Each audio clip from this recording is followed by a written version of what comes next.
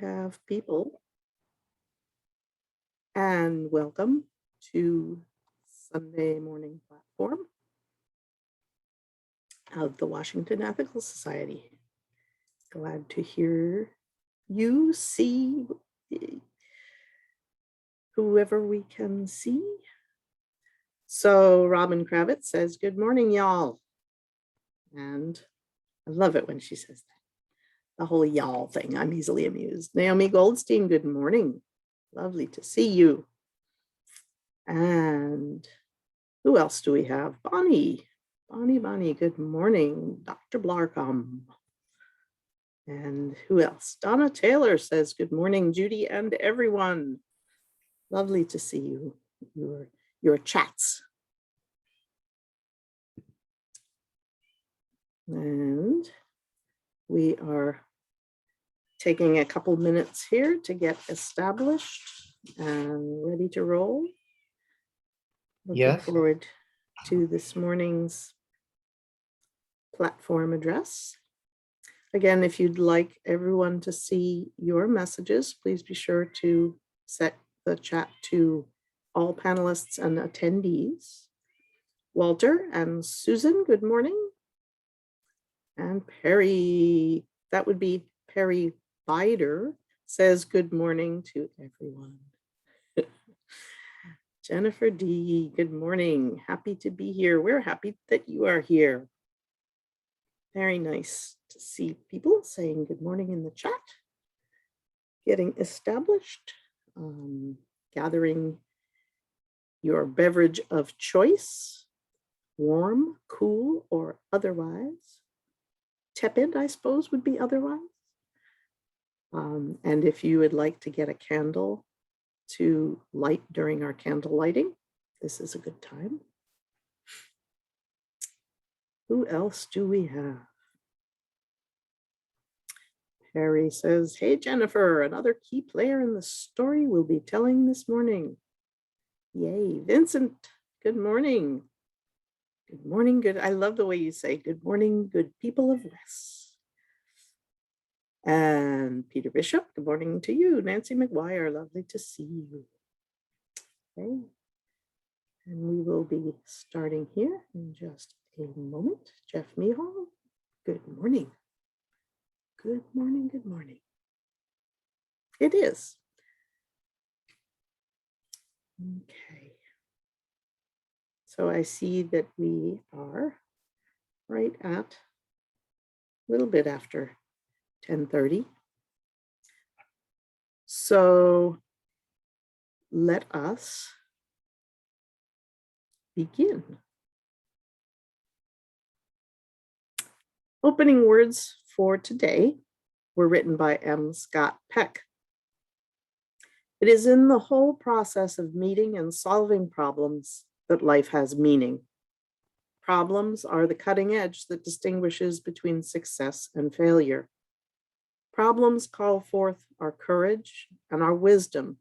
Indeed, they create our courage and our wisdom. It is only because of problems that we grow mentally and spiritually. It is through the pain of confronting and resolving problems that we learn. We begin today's platform with music from our own Perry Beider, performing a piece by Joaquin Nincomel.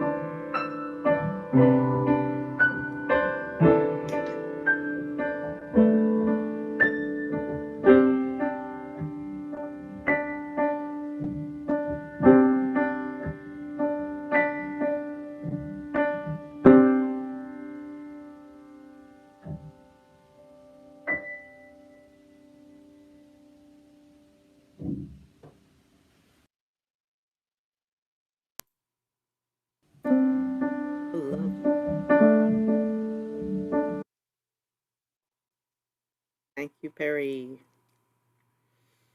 Good morning again, and welcome to the Washington Ethical Society. I'm Judy Myers. My pronouns are she and her, and I'm the officiant this morning. Visitors from near and far, we especially welcome you. We hope that you'll say hello in the chat and that you might send an email to our membership coordinator, Maceo Thomas, at maciot@ethicalsociety.org. You can also fill out a connection form. Maceo will put that link into the chat. And we hope you'll join us after the platform service for a chance to say hello. Our chat will stay open through much of the platform service, closing for the address itself and then reopening. If you do not want to see the chat, this is a good time to minimize it. And closed captioning is also available. You can turn that on or off as you prefer.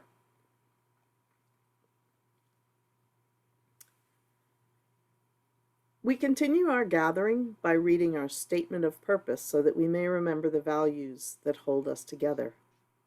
Members are welcome to sign up to lead this reading.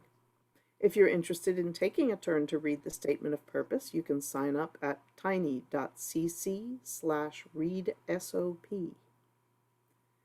Today, the statement of purpose is shared by two of our platform speakers, John Daken and Perry Beider.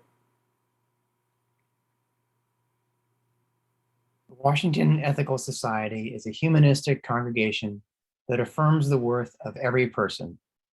We strive through our relationships to elicit the best in the human spirit. With faith in human goodness, we appreciate each person's unique capacities.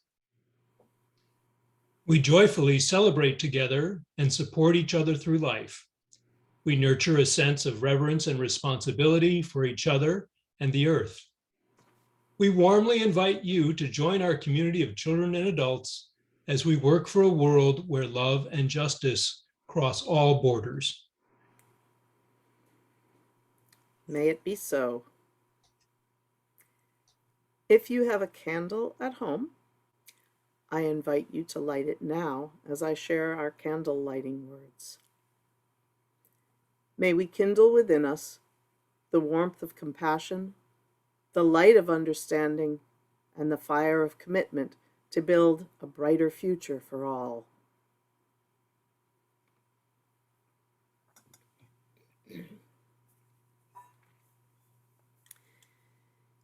Each week, we ring this chime in solidarity with people around the world.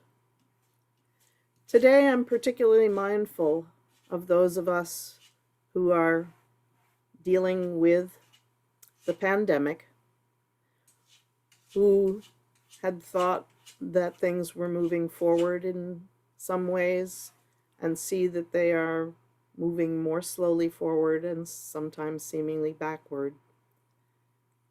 And for those of us who are struggling with the extent of the virus.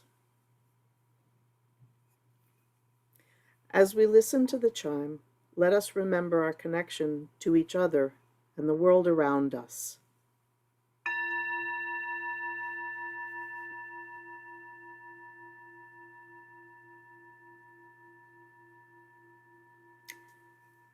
Let us hold in our hearts all that hurts in the world.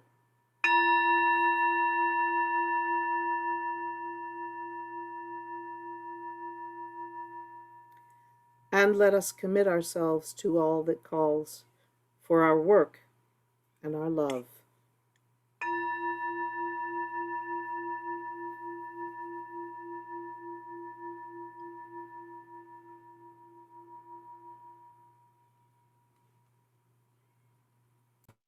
May it be so. Thank you, Judy. Good morning. I'm Lynn Cox. My pronouns are they, them, and I'm the interim leader here at the Washington Ethical Society. As we continue the centering time of our platform, let's prepare for meditation. You may wish to adjust your posture so that you're grounded yet attentive, at ease, and present. You may wish to close your eyes or soften your gaze. Take a nourishing breath. Cherish that breath within you, and then return it to the world. Let your mind settle to inward quiet.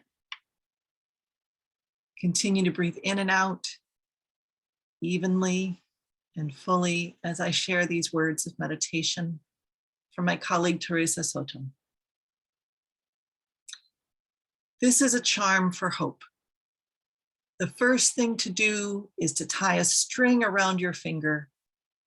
Remember, you are not alone. Think of the ways that our best shared futures are braided inextricably with your own present and your destiny. The second thing is to untie the string and let the knots and tightness fall away. Let the burden of bleakness roll off your sore shoulders. Resistance on these opaque horizons only requires one source of strength, one ray of light. Remember that persistence doesn't require all the answers up front, only one. Fortunately for all of us, we have one response: to remain together through awkward times and happy ones. We remember and we find our resolve in one another. So ends the reading. And so as we take that in, breathe in and out as you let the knots and tightness fall away. Breathe in and out as you call to mind and heart those who hold you in awkward times and happy ones. Breathe in and out as you consider the place within you and between us all where we find resolve. Our meditation continues in silence and in the music that follows.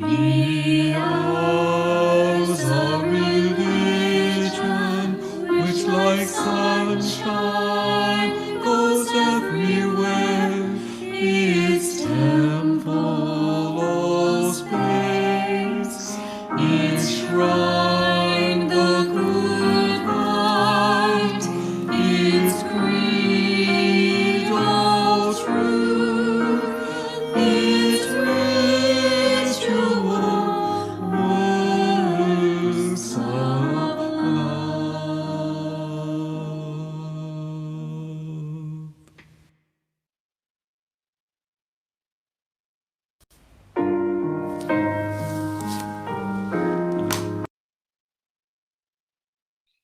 Thank you.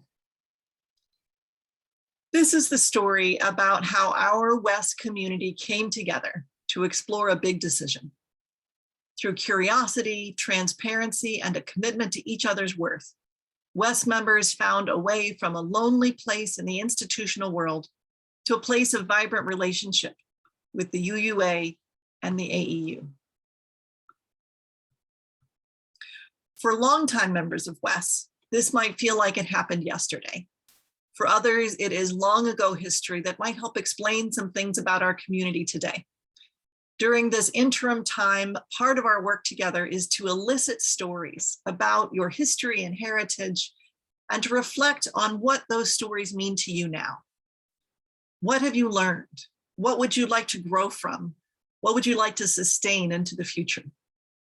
Before we can ask those questions, it helps to review the stories as we understand them from the perspective of where we are today. To set the stage for reviewing the process of exploration and open dialogue, discernment, and commitment that WES members went through from about 2005 to 2008, I'd like to reflect back on some of what I have already heard from WES members.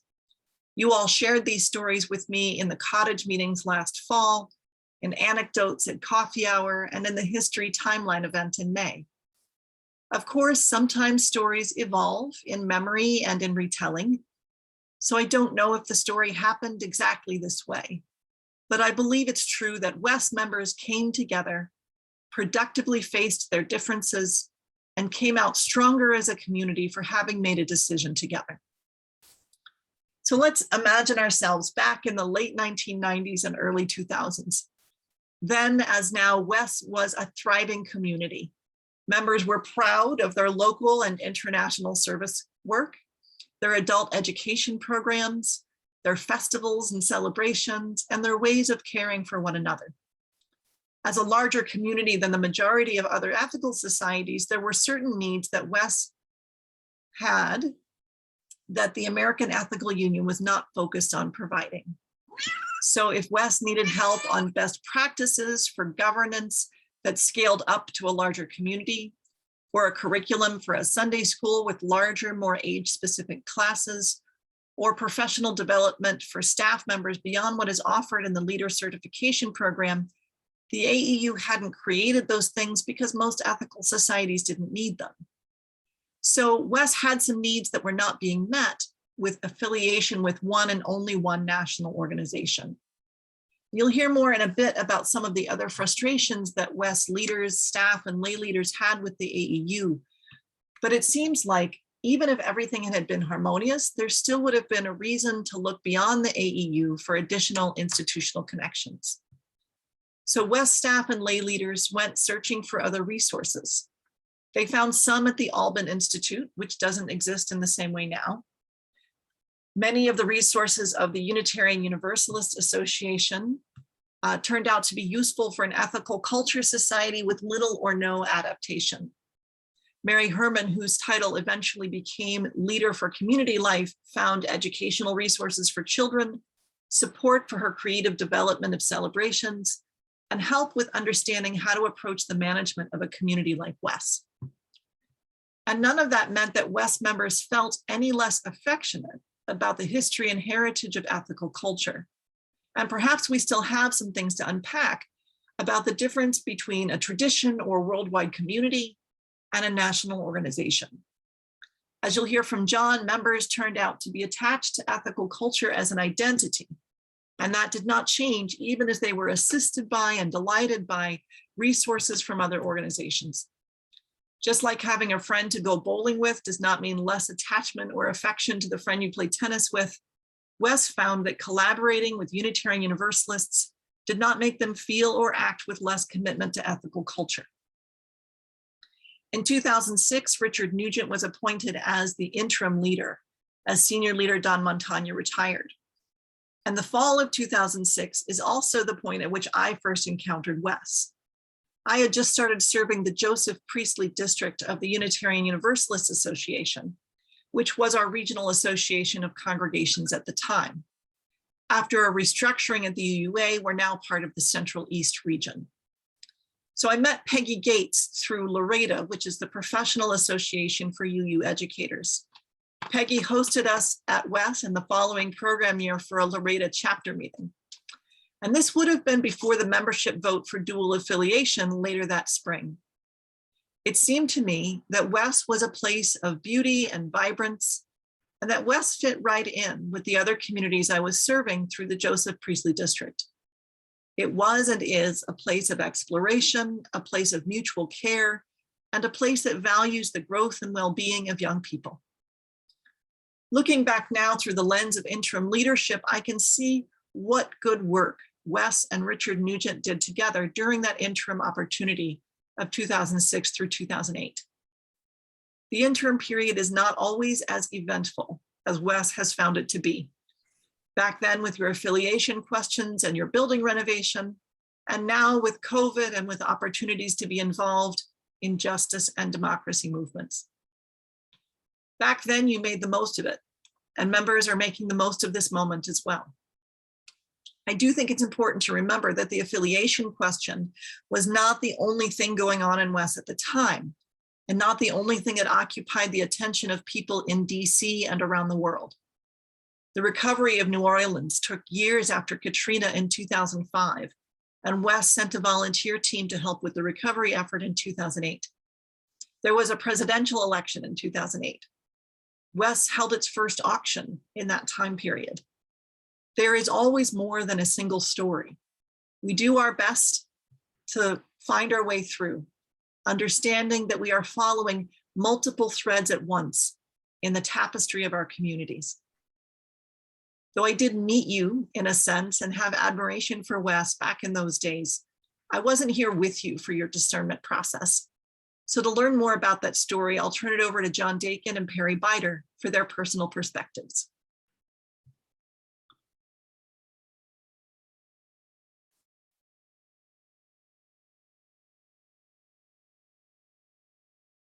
Am I on? All right. Well, I'll get started. Thank you, Lynn. I'm particularly enjoying the addition to our panel this morning behind your head. The WES that I joined in the mid-1990s featured relationship building as a central philosophical theme. But my election to the board in 2002 brought to my awareness a behind-the-scenes relationship breakdown. A conflict had been brewing for years between the clergy and lay leaders at WES and their counterparts in our national organization, the American Ethical Union. I discovered that our senior leader, Don Montagna, was no longer on speaking terms with other clergy in the movement. I found it bewildering to see the leadership at the highest levels of our movement at odds with each other in this way. By the summer of 2002, when I joined the board, the AEU was without paid staff, and calls to the main office were no longer being returned. Concerned about a possible breakdown of financial controls, the WES board suspended payment of its AEU dues. There followed a swift remedy of the AEU's acute dysfunction. Its board hired a new executive director and elected a new president, both of whom worked quickly to begin providing the WES board with budgets and progress reports. Within a year, they had obtained outside financial audits for the 5 prior fiscal years and forwarded those reports to WES. But the WES board's executive committee turned to additional grievances that were pre-existing regarding the AEU's organizational structure and its lack of a clear vision for the future. To me, a newcomer on the scene, these demands seemed valid, but beyond the board's original justification for suspending its dues. I suggested that WES members resume attending AEU assemblies and running for the AEU board, but I was told it would be a waste of time. The AEU leadership, however, having provided everything WES had originally requested, asked that we settle our arrears before it would engage the WES representatives any further on the additional grievances. No payment was forthcoming, and in the summer of 2004, the AEU board placed WES on probation, restricting our members' ability to participate in AEU business. To me, it seemed imminent that WES would be expelled. The WES board relented shortly thereafter, financially, but I could tell that it was only a holding action while the WES leadership began laying the groundwork for a departure. At the spring 2005 membership meeting, Don presented the community with three options: maintain the status quo, go independent, or join the UUA, perhaps while retaining a nominal membership in the AEU. There was much member discussion, but it was inconclusive. Many people were unhappy that the membership had been on the sidelines of what would be a monumental step for the organization. In the wake of that meeting, the WES board chartered a task force, co-chaired by Jennifer Dreyfus and myself, to foster a dialogue within WES on a way forward. We began researching the options, but we were unsuccessful in convincing Don to open the decision-making process to the membership at large. I don't recall that we were able to hold any forums. The matter remained in the hands of the board. To me, the AEU leadership seemed willing to address WES's grievances. I thought WES should try for at least a few more years to help turn the AEU around. But no one else agreed with me.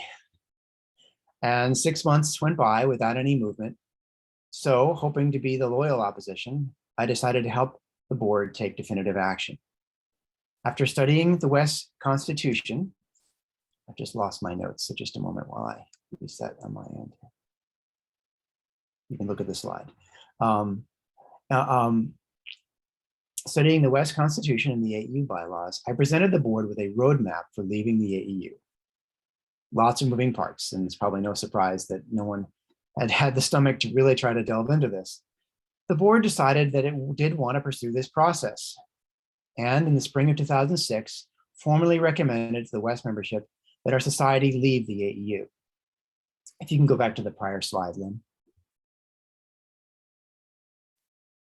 Okay. Unfortunately, there had been insufficient membership orientation ahead of time. The lower left-hand corner of the slide says informational materials to the membership, but there had been insufficient membership orientation ahead of time. Further, the board did not present a follow-on alternative to the status quo. As it happened, in the meeting, the membership did not take up the board's proposal. Instead, WES member and AEU skeptic Todd Wayman challenged the board to come back to the membership with a more fully formed vision. Don's retirement that spring seemed to shift the dynamics. Interim senior leader and UU minister Richard Nugent was more supportive of an open process. The task force reformed, now under the leadership of Jennifer and Perry Beider. I remained involved as well. After much work, in January of 2007, we issued the membership a 24-page report describing WES's past and present relationship with the AEU. This was followed by an all-membership mini-retreat. The task force placed 8 tables around the main hall, each labeled with a description of a different option for national affiliation or non-affiliation. Attendees were invited to visit any table they liked and strike up conversations with other people they found there. A task force member was present at each table to provide information and to lightly facilitate the rolling conversations. After about an hour, people were invited to choose the table that best matched their preference. The people around each table were invited to talk together and decide if this was an option they wanted to develop further and propose to the community as the best path forward. Each group was encouraged to identify a team lead and to meet outside of WES to develop their proposal. To our delight, groups coalesced around 6 of the 8 options, and by the end of the meeting, were exchanging email addresses and phone numbers. Perry, would you like to take it from here? I remember the task force meeting when John proposed the tables around the room format for the mini retreat. My eyes lit up, and I think I knew right away that this would be the crucial turning point in the whole discernment process. The mini retreat and the marketplace of ideas approach in particular accomplished 2 things. First, it went a long way toward showing people that the ultimate decision would be driven by the community as a whole, that we would find our way through together. Second, it allowed that decision to be shaped by and reflect the perspectives of the whole community. The board, and certainly we on the task force, had no monopoly on information or wisdom. So allowing all interested parties to share their views and their pieces of the puzzle could only lead to a better informed, more grounded decision. To take advantage of that diversity of knowledge and wisdom, the next step after the retreat was for the groups that had formed around those 6 options, 3 that included staying in the AEU and 3 variations on leaving it, to submit 2-page position papers in support of their views. A mailing containing those position papers and an advisory ballot was sent to all members, and a forum to discuss the 6 options was held after platform in April. As you might imagine, getting a clear picture of people's preferences and views about 6 options was challenging. What we did with the advisory ballot, which was the first of 4 opportunities for members to vote during this discernment process, was to ask folks to rank each of the 6 options as desirable, acceptable, or undesirable, and to identify which one was their first choice. The ballot also asked folks whether they thought they would be ready for a final vote if the board submitted a proposal for the June membership meeting, and if not, to list any additional information they thought would be helpful. The results of the advisory ballot were clear. As you can see on this slide, the dual affiliation option at the bottom there had roughly 50% more positive votes than any other option, whether you look just at the first choice votes, which are the blue bars, the desirable ratings, which are the blue and red segments combined, or the total of the desirable and acceptable ratings, the full bars. In second place was the option to stay in the AEU and try to improve it from within. The dual affiliation option also had roughly half as many undesirable ratings as the other options, so it was the clear winner. But that was still 30 people, about a quarter of those who had voted. Moreover, it was clear that many people still had questions and wanted more information. In light of the results of the advisory ballot, which the task force presented at the June membership meeting to conclude its work, the board's motion was not for a final vote, but for the creation of another short-term group, the dual membership task force, to be charged with answering questions about what affiliation with both the AEU and UUA would mean for WES and how it would work. The membership approved that motion. That was vote number 2. Subsequently, a preliminary set of questions was distributed and members were invited to identify additional questions for the task force to research. Again, I had the honor to co-chair that task force, and again, it was a joy to be part of such an enthusiastic and committed team. We divvied up the questions and researched them over the summer. By September, our report was completed and distributed, and we hosted a forum to discuss its findings. The report attempted to identify real issues and dispel some misconceptions. A real issue was that we did not know whether the AEU would accept WES's proposal that our annual dues be cut in half. As it turned out, they didn't. And so WES's total cost for national affiliations is higher under dual membership.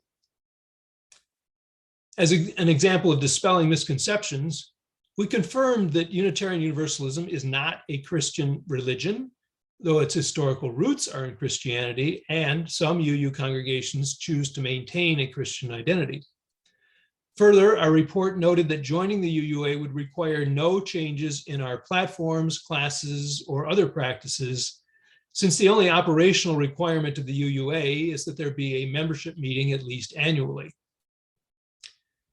With the release of our report, the board called a special membership meeting for October to vote on a motion to authorize the board to engage in final negotiations with the AEU and UUA. The motion passed 77-18 with 2 abstentions, vote number 3. And the board formed a negotiating team. A few months of dialogues and meetings followed. In February, the board held a forum to update WES members on the status of the discussions with the AEU and UUA, and to give members another opportunity to discuss the idea of dual membership. Finally, another special membership meeting was called for March 9th for a vote on a board motion to join the UUA while maintaining our membership in the AEU and our commitment to ethical culture. The meeting packet included the board's rationale for the motion and supporting and opposing statements from 3 of the 6 groups that came out of the previous year's mini retreat. In the end, after about 90 minutes of final debate, 163 members voted, and the motion passed 125 to 35 with 3 abstentions. Vote number 4. One measure of the success of the discernment process is that 78% yes vote. But there's another measure that I think is even more important. 35 people voted against dual membership, but very few of them left WES over it. The official number, which is only 4, may be an undercount. But in any case, the large majority of folks who thought WES made the wrong choice decided to stick with us anyway, to see how things actually worked out, and perhaps to do what they could to help minimize bad consequences and increase good ones. I think their willingness to do so is a testament to their courage and their commitment to WES, and I'm grateful to them. I think it's also a testament to the inclusiveness and transparency of the discernment process, with its multiple task forces, 4 membership votes, and many related platforms, forums, and meetings. And I am very proud of the work we all did together in those 2 years. Of course, the end of the discernment process was not the end of the work of coming together internally or externally. The work to repair our relationships with others in the ethical culture movement had already begun. John had been elected to a term on the AEU board in 2006, and Laura Steele followed him in that role. But dual membership was definitely a bump in the road.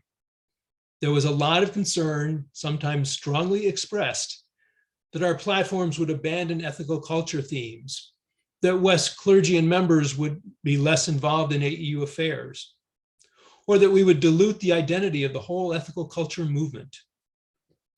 In light of those concerns, which were shared by some WES members, the motion approved by the March 9th vote also called for an effort to evaluate the effects of WES's dual memberships with a report due in 2011. So there was yet another task force, this time a joint one, with Michael Culleton and me from WES and ethical culture leaders Mike Franch and Bart Warden, now the AEU's executive director, representing the union. The 4 of us interviewed the leaders here at WES and at the Northern Virginia Ethical Society, surveyed WES members and visiting UU and ethical culture platform speakers, and tracked participation in denominational affairs. Spoiler alert, as we reported in 2011 at WES's membership meeting and the AEU Assembly, none of those major fears had come to pass, and dual membership seemed to be working well. My personal involvement in denominational affairs waned quite a bit after that, so I'll yield the screen to Lynn to talk about how things have evolved more recently. Thanks, Perry. As Perry mentioned, the road to repairing relationships with the AEU was a little bumpy at first after WES's decision to affiliate with both national organizations.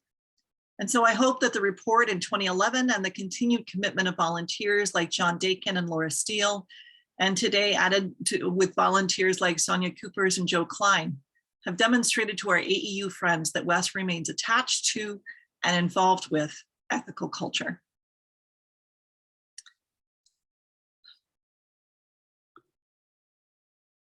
It seems to me that deciding to affiliate with both opened up time and creativity.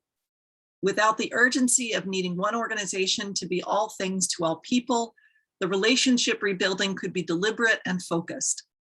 Over the last year, I've heard pride and affection from members as they look forward to AEU events like the virtual YES conference. YES stands for Youth of Ethical Societies, and the All Societies platform series.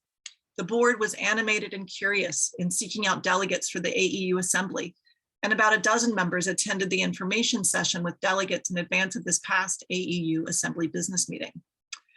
I'm going to pause because I see we're still having problems with the Zoom spotlight.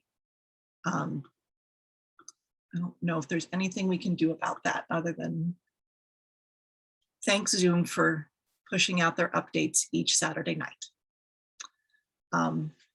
Okay, I'm going to go on because the show does. WES members care about ethical culture. They care about the ethical culture movement and want to be involved. The relationship may not be perfect because human relationships never are. Living people and living communities and living relationships are always in need of repair and growth. It sounds to me like WES's relationship with the AEU today is an improvement over where things were in 2005. I believe that WES's health and vitality as a community draws from both affiliations. And this health is part of what feeds and gives time and space to the growth of WES's relationship with the AEU. I've also observed the ways in which affiliation with the Unitarian Universalist Association benefits WES. Some of the action for democracy that WES members took in advance of the 2020 election was through UU connections, such as UUs for Social Justice and Side with Love. The New Day Rising Conference for Anti-Racism, Anti-Oppression, and Multicultural Studies gave WES members a jumpstart for the new Widening the Anti-Racism Lens group. When some of us went to do public witness in person last June, in the morning for climate justice and in the afternoon for immigration justice, we ended up hanging around with a lot of our UU friends. Being involved with the UUA not only gives WES practical support for living the values you have always had, it also provides a sense of community and a chance to build connections with neighbors who are nearby in the geographic area. Those who are on the board or who have been recently know how much assistance we get from subject matter experts among our neighbors and from the UUA staff. If our UUA Central East Regional Staff person, the Reverend Dr. Megan Foley, doesn't know the best practice or definitive resource off the top of her head, she knows who does.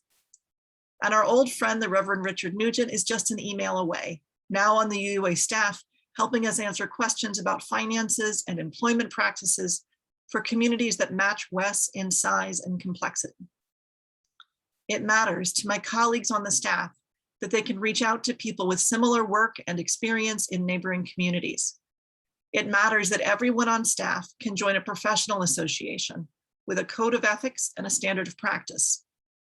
When it comes time for one of my staff colleagues to move on to bigger and better things, it matters that we are in touch with communities of professionals who already have experience in this type of work and who might apply to join our staff. These are just some of the benefits we receive from UUA affiliation. That being said, UUA affiliation is a relationship, not a transaction. We are part of a community of communities. We can take comfort in being part of something larger than ourselves, a movement of value-centered, non-creedal, welcoming, and compassionate people. In fact, two of them. So that's where we are today. Connections with the American Ethical Union and the Unitarian Universalist Association are both valuable to WES. Our experience with each one enriches our experience with the other. We'll continue to reflect on what those connections mean to members on an emotional level and on WES's vision for the future of these relationships.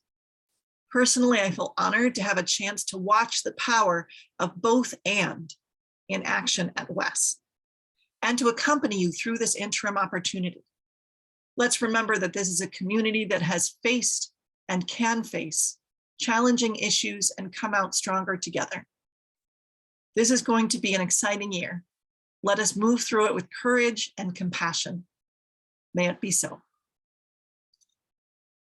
Let's have the community sharing slide. After some music, we'll have community sharing time when you can write into the chat about what resonated with you today. A framing question might help to spark a memory of a personal experience or your direct observation. You can, so if you'd like, you can focus on this question. What do you hope for in WES's future relationship with our national affiliates? What do you hope for in WES's future relationship with our national affiliates? As we contemplate, rest, and reflect, let us experience the beauty of the musical response.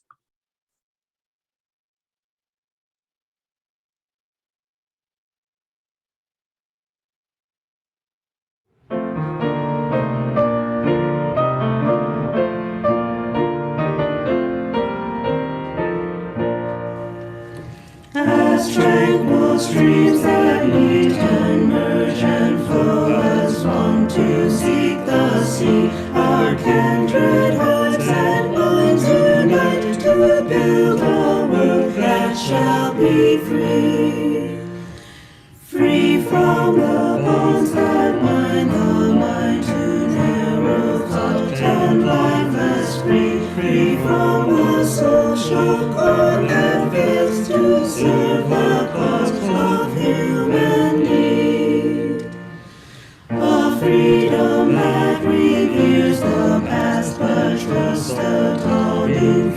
evermore. And with the sword in search of truth, adventure boldly and explore.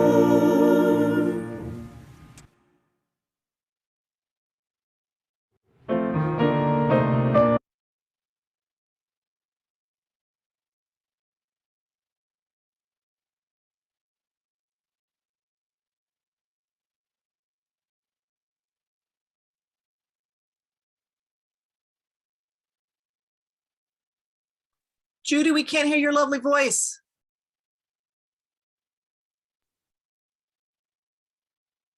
This is the time when we add our voices, all of them, to the morning, sharing our reflections on the platform or what resonates in our own lives.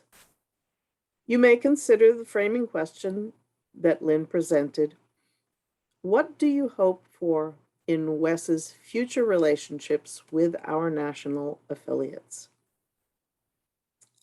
And I invite you to share in the Zoom chat or Facebook comments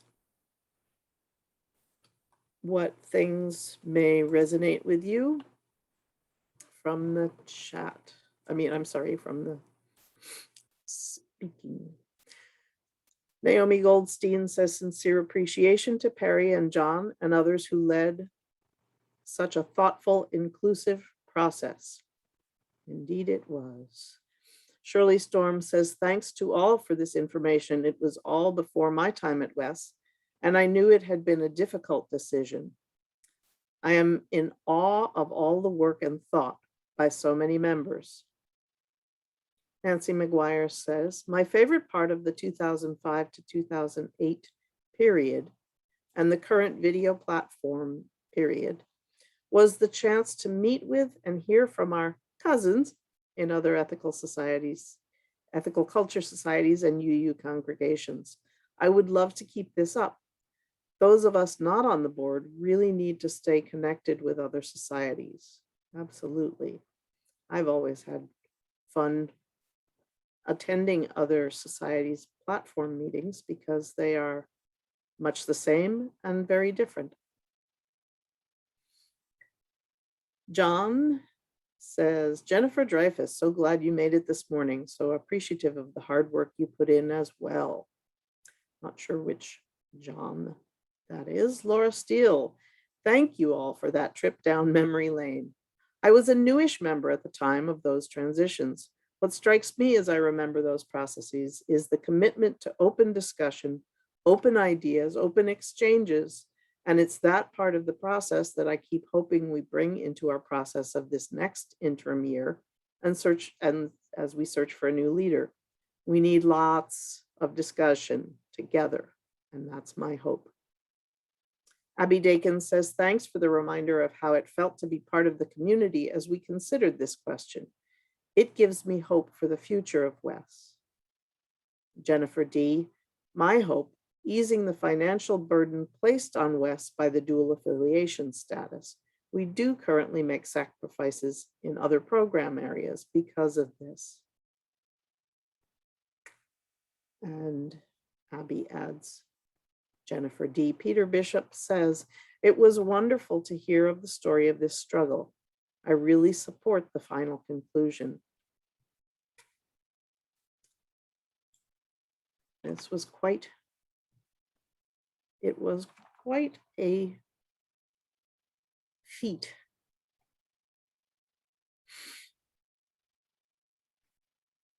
So if you have other thoughts to include in the chat, that's wonderful. And Perry says, Laura Steele, as a member of the Leader Search Committee, I can assure you that we will be making extensive efforts to engage the membership in conversation. The first step will be a survey. Look for it soon. Indeed. So the conversation will hopefully continue after the platform address, and let us move into sharing the plate. So just as we share our perspectives in this community, so too do we share our resources and gifts.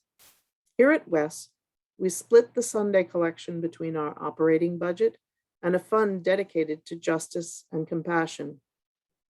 We appreciate each person's generous giving as they are able.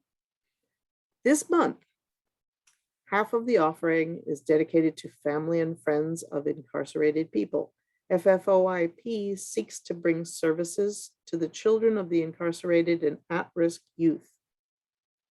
FFOIP promotes social, cultural, and youth development as a way of avoiding intergenerational incarceration. On the slide coming up, you'll see the number to give by text for today's collection. That number is 202-335-1885. You can also make a gift online through the donate button on our website at ethicalsociety.org. You may also recall that WES participates in a school supply drive each year for FFOIP every August, and this year is no exception. Check your email for a link to the Amazon wish list, or bring your donations to either our picnic or their picnic on August 21st. The Amazon link to the wish list allows you to have the materials that you purchase delivered directly to FFOIP. We'll now receive your gifts and the gift of music.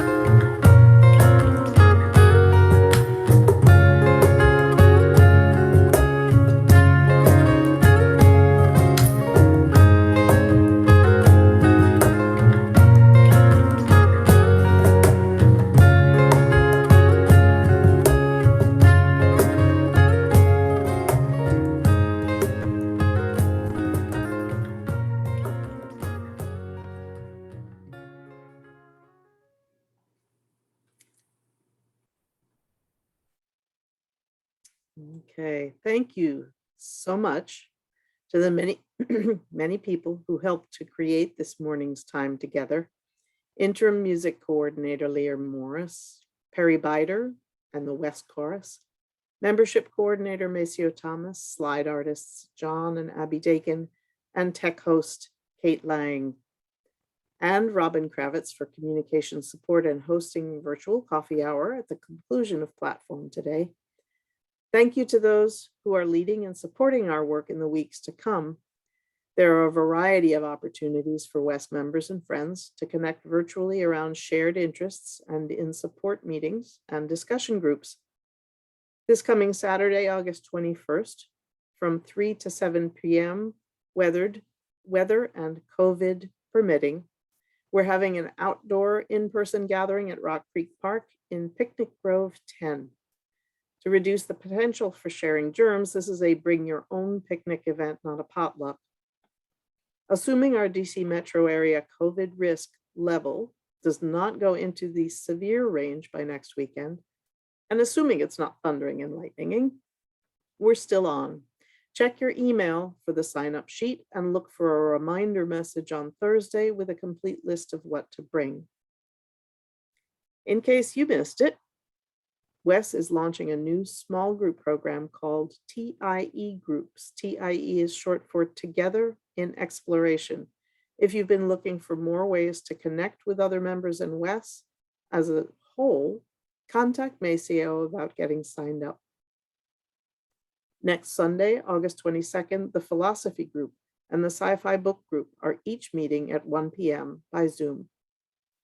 Today is a great day to contact Peter Bishop or Adam Brisket Limehouse to find out what each group will be discussing so you can be prepared. Check the website calendar and news and notes, email, for details about all of our opportunities to connect during the week. And you can find the calendar at ethicalsociety.org. Also, next week, August 22nd at 10:30 a.m., join us right back here for Platform once again. Interim Leader Lynn Cox will speak about the refulgent summer, using inspiration from and critique of the transcendentalists in our continuing quest to both save the world and savor the world. Before we go, there is a brief message from our Board of Trustees. They made a video to introduce themselves and tell us a little bit about what the board has been up to.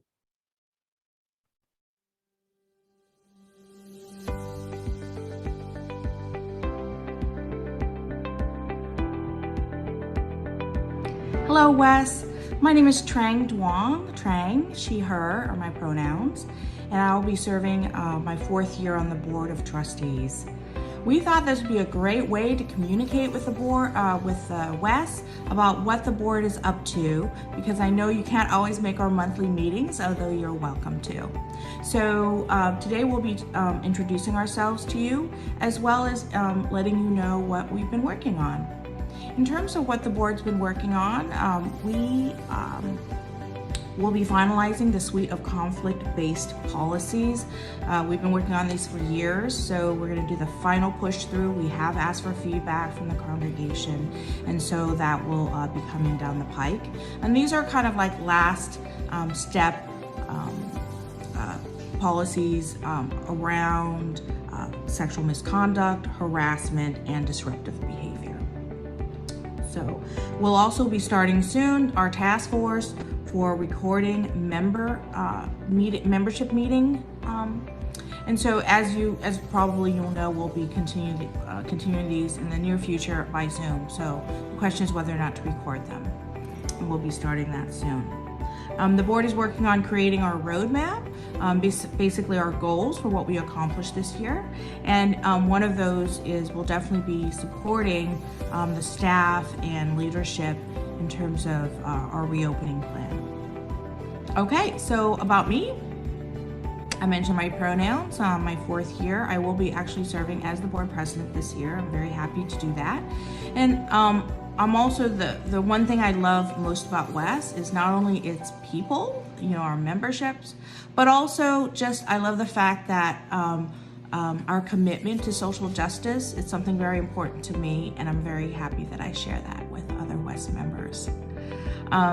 Next, you'll see a few videos from other trustees. There are 7 of us. So the other trustees are Abby, Sarah, John, Mirka, Vincent, and Rajesh. Hello, my name is Vincent Tyler, and for the past year, I've been on the Board of Trustees at the Washington Ethical Society. I believe that the thing I like most about WES is its members' passion to get involved in the things that are important to them, be it racial justice, social equality, the environment, or the ethical upbringing of youth, all the way down to the people who are passionate about WES itself. Looking at the history of WES, I was able to read about the passion of the members through the years, and in recent platforms, I was able to hear the ongoing passion of members of today. I believe that's it in a nutshell. The thing I like most about WES is the passion of its members to truly be involved in the things that they say they stand for and believe in. My name is Sarah Morris. I use she, her pronouns. I'm a first-year new member of the board. And the thing that I like best about WES is the opportunity to be in fellowship with each other in the service of the community and the broader community outside of work and home. And I really look forward to serving the community through the board. Hi, I'm John Pfeiffer, he, him, his, and this is my first year on the board at WES. As I wrote about in my recent blog post, I feel that WES is truly defined by its membership, and therefore one of my favorite things at WES is its membership and the great variety of skills, interests, and experiences that the membership brings to WES. Hey folks, Abby Daken here. My pronouns are she and her. I'm just starting my second year on the Board of Trustees for this time around, and I'm in the role of the governance chair this year. My favorite thing about WES are the people that I meet there, followed closely by the regular encouragement to check in on my values and on how they apply in everyday situations that I encounter. My name is Mirka Willis. My pronouns are she, her, and I'm currently serving as your treasurer on the Board of Trustees. My favorite thing about WES is Winterfest because I love finding warmth in the depth of the coldest season of the year.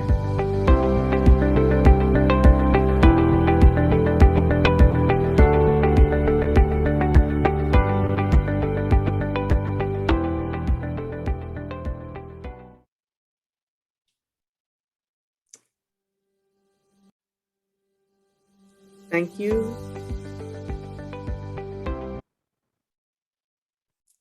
Thank you to the trustees for that video.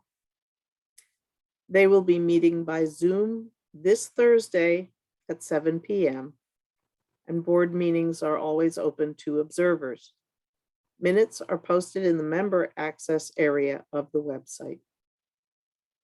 Let's enjoy our closing song of the month, Get Together.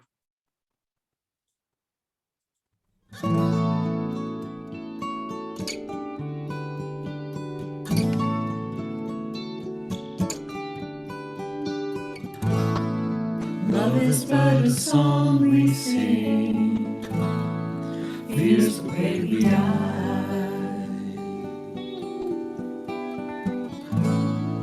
You can make the mountains ring, or make the angels cry.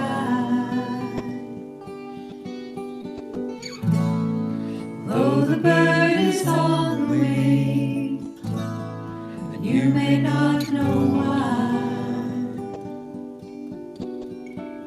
Come on, people now, smile on your brother, everybody get together, try to love one another right now.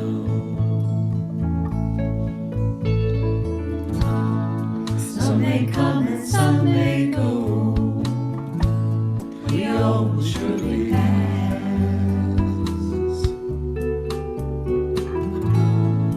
When the one that left us here returns for us at last,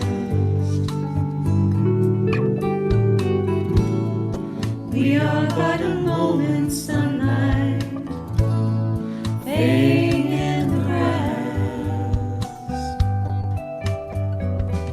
Come on, people now, smile on your brother, everybody get together, try to love one another right now.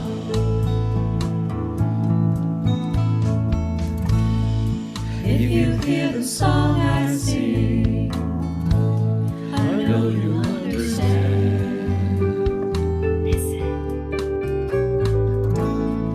Hold the key to love and fear in your trembling hand. Just one key unlocks them both. Stare at your command. Come on, people now, smile on your brother, everybody get together, try to love one another right now. Come on, people now, smile on your brother, everybody get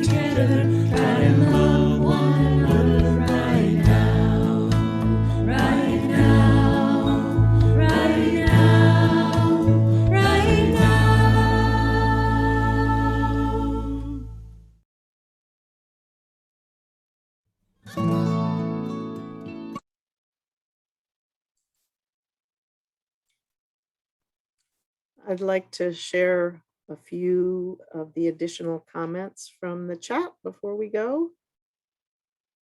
Katrina says, all this was before I joined, but I've heard so much about it. Always tricky trying to please everyone, at least as much as possible.